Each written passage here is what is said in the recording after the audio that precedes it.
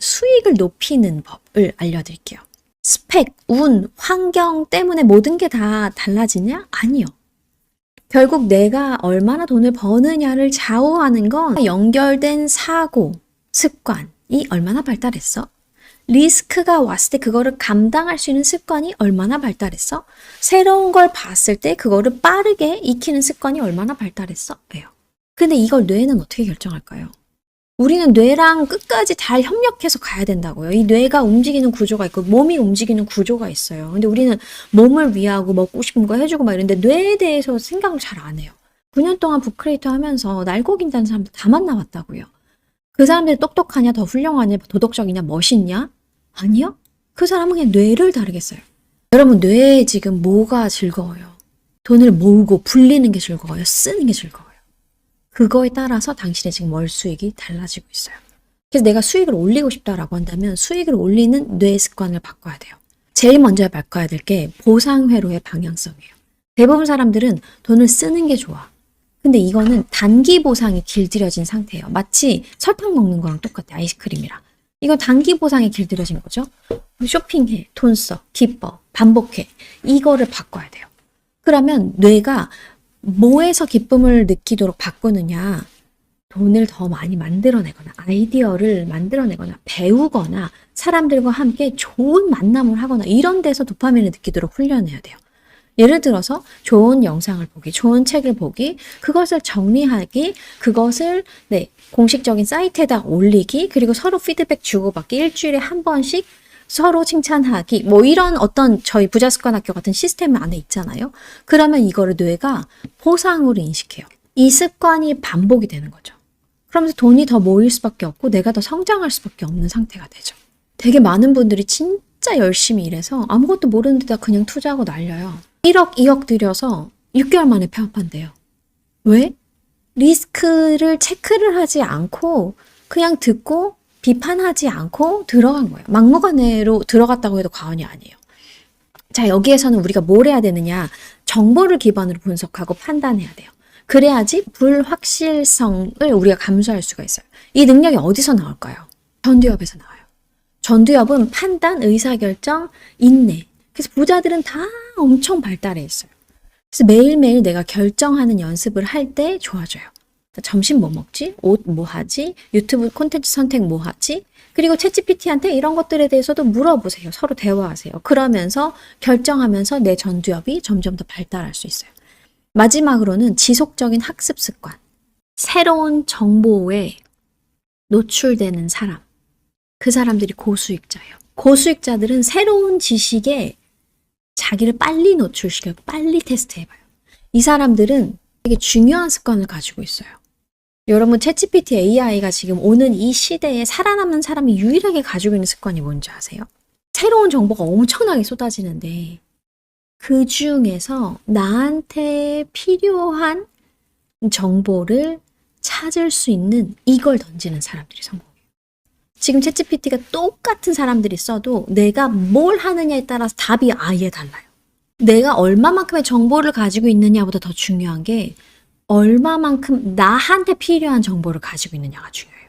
음식도 음식의 질에서 달라지잖아요. 여러분 앞으로의 수입은 여러분이 질문하는 그 질에서 갈려요. 그래서 내가 수익을 올리고 싶다. 그러면 수익을 올리는 내 습관으로 바꿔야 돼요. 그리고 가장 빨리 바꿔야 될 게 보상 회로의 방향성이에요.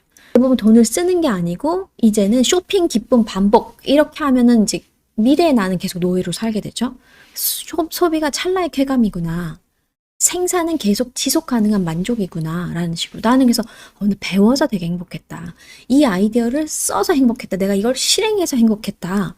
이런 것들을 계속 반복해야 돼요. 이 시스템이 부자습관학교의 라세보 원칙에 있어요. 그걸 하시면 그걸 계속 반복하잖아요. 하루 5분이면 할 수 있거든요. 짧게는. 그러면 뇌가 보상으로 인식을 해요.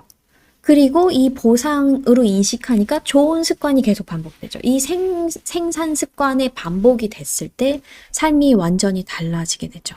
나는 왜 못 벌까라고 질문하면 안 돼요. 어떻게 부자 습관을 만들 수 있을까라고 질문을 하셔야 돼요. 돈은 감정이 아니라 습관의 결과예요. 습관의 결과. 지금 내가 200만 원을 버냐, 300만 원을 버냐, 500만 원을 버냐, 1000만 원 버냐. 그거보다 더 중요한 건 내 뇌가 지금 뭐에 기쁨을 느껴요. 내 뇌는 돈을 쓰는 게 좋아? 아니면 돈을 만드는 게 좋아?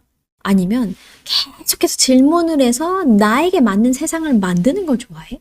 요거 따라서 완전히 달라요.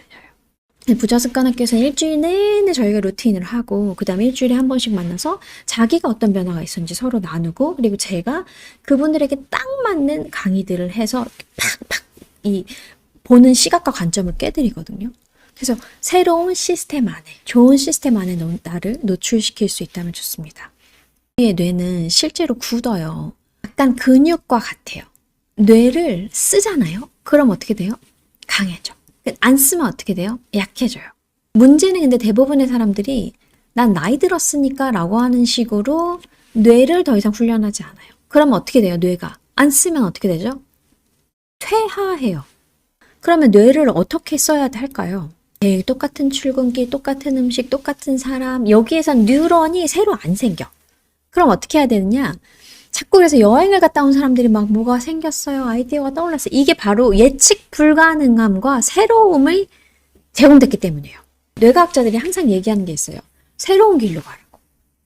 안 먹어봤던 음식 먹으라고. 평소에 안 듣던 음악을 들어보라고. 내가 가는 길도 몇 정거장 전에 내려서 다른 길로 가보고 이 길 안 가보고 저 길 안 가보고 뭐 이거 계속 새로운 걸 줘야 돼요. 그러면서 정보를 재구성하는 습관을 들여요. 책을 읽고 아 하고 덮잖아요. 아예 기억이 안 나. 내가 이 책 언제 읽었지? 근데 이거를 설명하잖아요. 사람들한테. 그때 뇌가 단순 기억이 아닌 이해와 활용. 그러니까 그냥 이렇게 멍 때리는 학생, 완전 잊어버린 학생이 아니고 선생님으로 바뀌어. 그때 이 전두엽이 활성화돼요. 여러분 모르는 거를 아이들한테 설명해 줄 수가 없어요. 설명을 많이 하는 애일수록 똑똑해요. 그게 전두엽 훈련이 많이 됐기 때문에 장기적으로 사고력이 좋아져요. 항상 정보를 들으면 누구한테 설명해 보세요. 아이들한테도 괜찮고 벽에다도 괜찮고 챗GPT에 그냥 음성으로 설명해도 괜찮아요. 그렇게 계속했을 때 뇌가 훈련돼요. 그다음 운동을 계속 하셔야 돼요. 하루 몇 분까지 해야 될까요? 20분. 20분 동안 내가 유산소 운동을 하면 해마가 성장돼요. 해마는 기억을 감당하는 부위예요. 하버드 의대에서는 내가 규칙적으로 운동을 하잖아요. 그러면 뉴런의 생성과 연결을 촉진해요. 그래서 운동을 한다. 몸을 위해서가 아니라 내 뇌를 똘똘하게 만드는 방법이에요. 내 뇌가 젊어지는 방법이 바로 운동이에요. 그리고 계속해서 아까 또 말했죠? 질문이 되게 중요해요. 질문. 똑같은 정보를 받았을 때 봐봐요. 음식이 있는데 이거 내가 집에 가서 어떻게 해 먹지? 라고 보는 사람과 그냥 먹는 사람하고 달라요. 그래서 지금 이 강의도 마찬가지예요. 이걸 나한테 어떻게 써먹지? 라고 계속 물어봐야 돼요. 이걸 나한테 어떻게 써먹지? 이 질문을 해야지 전두엽이 자극돼요. 여러분 적어보세요. 지금 이걸 나한테 어떻게 써먹지? 이걸 나한테 적용하면 어떤 변화가 생길까? 라고. 그래서 내일부터라도 새로운 길로 가보고 새로운 음식 먹어보고 새로운 음악 들어보고 다양한 연령층의 사람들하고 만나보는 거예요. 그때 내 뇌가 복잡하고 정교하게 작동하면서 젊어져요. 훈련돼요. 그리고 여러분 되게 중요한 것 중에 하나가 뭐예요? 고문 중에 고문이죠. 잠을 안 재우는 거. 잠을 안 재우는 게 왜 고문일까요? 자는 동안 청소를 싹 해요. 뇌에서. 쓸모없는 정보를 싹 버리고 쓰레기 버리는 거를 다 밤에 한다고요. 근데 수면의 질이 낮아진다. 그냥 끝나는 거예요. 그래서 수면 직전에 여러분 너무 운동을 급하게 한다던가 스트레스 받는 거를 피하세요. 뇌는 나이가 들어서 약해지는 게 아니고 자극이 없어서 제대로 쉬지 못해서 퇴화해요. 그래서 나이가 들면 들수록 어떻게 해야 된다? 더 새롭고 낯선 자극을 줘야 돼요. 뇌는 쓰는 만큼 성장해요. 내가 새로운 걸 받아들이고 좋은 환경에서 도전하고 질문하고 시도하는 것을 멈추지 않으면 뇌는 계속 진화해요. 그래서 결국은 뇌는 나이를 먹느냐보다 자극을 어떻게 줘를 기준으로 성장해요. 자, 네 번째예요. 모든 상황에서 해결책을 어떻게 해서 찾을 수 있느냐. 사람들은 문제가 생기면 어떻게 해요? 내가 무슨 죄를 지어서 왜 이런 일이 생겼냐고 멘붕에 빠지잖아요. 근데 어떤 사람은 멘붕에 빠지는 대신 이 질문을 딱 해요. 지금 이 상황에서 내가 뭘 해야 돼? 이 둘 중에서 어떤 사람하고 같이 팀을 먹고 싶으세요? 문제가 생겼을 때? 왜 나한테 이런 일이 생겼어? 랑 이 상황에서 내가 뭘 하면 좋을까를 생각하는 사람하고 당연히 후자의 사람하고 힘을 먹고 싶죠. 이 차이가 뭘까요? 지능일까요? 아니요. 평소에 내가 뇌를 쓰는 습관이에요. 여러분 친구 중에서 불평만 하는 애가 있고 항상 해결책만 찾는 애가 있어. 여러분의 딸이 있다면 누구랑 결혼시킬 거예요? 불평만 하는 사람하고 결혼하게 해서 말라 비틀어서 시들어서 죽게 할 건가요? 해결책을 찾는 사람하고 만나게 할 건가요? 맞아요. 이 해결책은 근데 재능이 아니에요. 내가 연습하면 가질 수 있는 습관이에요. 저는 진짜 힘들게 살았어요. 15번 넘게 이사했고 20대에 직업이 30대 초반까지 30번 넘게 바뀌었어요. 집이 가난했고 망했고 이혼하셨고 아프셨고 난리도 아니었어요. 저는 가진 것도 없고 능력도 없었고 스펙도 없었고 믿는 구석도 하나도 없었어요. 근데 이 모든 것을 내가 어쩔 수 없는 거는 어쩔 수 없지만 나의 하루를 내가 어떻게 보낼 수 있을지는 선택할 수 있겠다라는 걸 알았어요.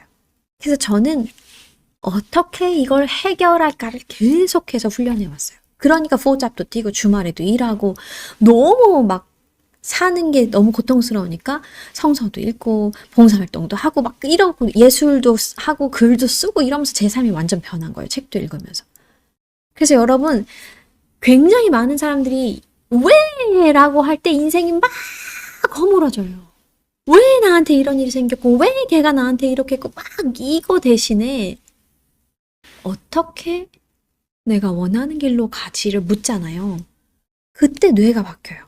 그때 인생도 바뀌어요. 저도 완전히 그거를 바뀐 거예요. 어떻게로 바꿀 때 뇌는 움직여요. 뇌에서 계획, 분석, 판단을 담당하는 전두엽은 내가 반복적으로 사용할수록 강해져요. 근데 되게 많은 사람들이 스트레스를 받으면 전두엽을 꺼. 왜? 스트레스를 받으면 이 편도체가 과도하게 활성화돼가지고 걔가 막 5살짜리 지능밖에 안 되는 애가 막 울고 난리가 나는 거예요. 내 뇌가 너무 울고 떼쓰지 않도록 내 뇌를 잘 달래야죠. 자, 대표적으로 어떤 습관이 있느냐? 감정 거리를 확보해야 돼요. 문제가 생겼을 때 바로 반응하지 말고 시간을 두고 써요. 지금 이 상황이 어떤 감정에서 왔지?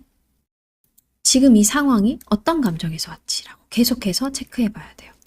그러면 편도체 행분이 가라앉고 전두엽이 다시 활동하기 시작해요. 이걸 정서적 거리두기라고 해요. 질문을 계속해서 바꿔야 돼요. 왜 이런 일이 생겼을까? 왜 이런 일이 생겼을까? 그리고 어떻게 하면 이 상황을 개선할 수 있을까? 방금 전에 얘기했던 왜 이런 일이 생겼지는 과거의 질문이에요. 어떻게 하면 이 상황이 개선될까는 미래의 질문이에요. 근데 매일 아침 요 질문들 대신 이 질문을 하면 여러분의 삶이 완전히 달라져요. 이 질문이 뭐냐? 과거에 너무 후회하지도 않고 미래에 대해서 너무 걱정하지도 않으면서 오늘 나를 하루 살아있게 만드는 이 질문이 뭐냐? 내가 오늘 해결할 수 있는 건 뭐지? 내가 오늘 해결할 수 있는 건 뭐지? 그걸 계속 질문하세요. 그걸 스스로에게 질문할 때 뇌는 그 해답을 찾기 위해서 움직입니다. 그렇게 내가 해결할 수 있는 것들을 하나씩 찾아서 질문했을 때 뇌가 그 답을 찾아요. 큰 문제는 어려워요. 우리 집안 내가 어떻게 일으키지? 이 빚을 어떻게 갚지? 근데 잘게 쪼개잖아요. 그러면 해결 가능한 조각이 돼요. 돈이 없어는 고정 지출을 조금 줄이자. 부업을 하나라도 시작하자. 내가 돈을 얼마나 쓰는지 한번 체크해보자. 아, 일주일에 10,000원만 가지고 살아보자. 라는 식으로 쪼개서 활동할 수 있어요. 그리고 정말 해결책을 찾는데 좋은 게 뇌는 정보, 글씨가 많은 것보다 그 사진 한 장을 딱 보고 더 오래 기억해요. 더 강하게 반응해요. 그래서 이 그림으로 내가 문제가 뭐고 이걸 어떻게 해결할 거고 그 문제가 완전히 해결된 나의 모습은 어떤지 그림이나 사진, 그 다음 글을 써가면서 하면 훨씬 더 빠르게 해결책을 찾아낼 수가 있습니다. 그리고 되게 중요한 건 해결책을 찾는 것보다 더 중요한 건 실행. 실행해야 돼. 실행하고 실패해요. 그리고 또 실행하고 실패해요. 그래야지 뇌 회로가 바뀌어요. 작은 행동이라도 계속해서 기록하셔야 돼요.